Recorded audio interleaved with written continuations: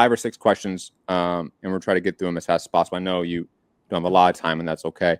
In your work, you discuss the period of armed struggle in the U.S., the 60s into the 70s, as a response to centuries of enslavement, apartheid, and state violence. You also highlight the importance of legal and mass defense with figures like William Patterson in the 1930s, through the Smith Act trials, and obviously Angela Davis as well. What do you see as the key mistakes made during this period of armed struggle, and what material conditions led those certain groups to take up armed struggle at that particular time? Well, with regard to your latter question, you've already sketched the reasons. That is to say, state violence in the first instance. The LAPD, as you know more than most, has a justifiable reputation for violence.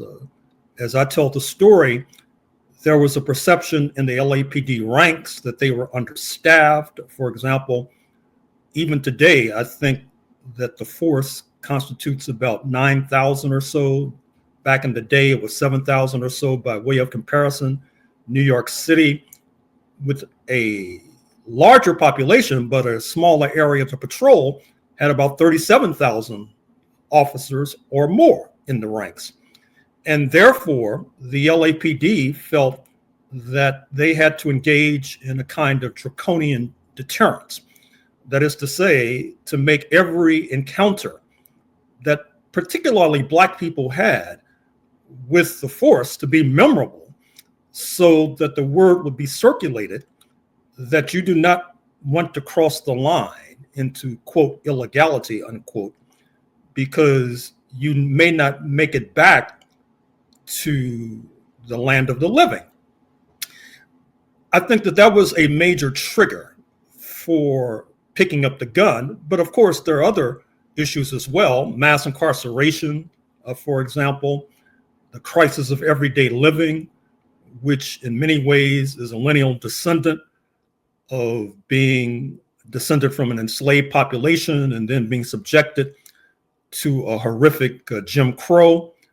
The reasons were countless. Now, with regard to eras, as you may have gathered from this book, I apply some of my reasoning and historical excavations of slavery going back to the 1500s to this current story that deals with the period mostly from the 1960s and 1970s going forward to the present day. In other words, as I tell the story, the United States has been a settler colonial regime that helps to explicate the genocide inflicted upon the indigenous population. That is to say that the United States in its history is not far distant from what is now Zimbabwe, what is now Namibia, where you had the first genocide of the 20th century, 1904 to 1908, visited upon the Herero and Nama people. Not far distant from Algeria, which had a French settler population, leading to a bloody conflict culminating in independence in 1962, not to mention the giants of settler colonialism, speaking of South Africa and Kenya. And of course, I could go on to talk about historic Palestine and Israel, Australia, New Zealand, Canada, etc. And that's an important concept because my position is that settler colonialism historically has been undergirded and underpinned by class collaboration, particularly amongst the settlers. If you look at my book on the 16th century, for example, you'll find that when London first got into this nasty business of sending settlers across the Atlantic, in this instance in the 1580s to what they called North Carolina, it was a heterogeneous mixture of various class elements, declassed elements, shopkeepers, workers, lumpen elements, all sponsored by the 1%, but all determined to uproot the indigenous and with luck and pluck, being able to drag Africans kicking and screaming across the Atlantic to work for free, leading to mutual enrichment.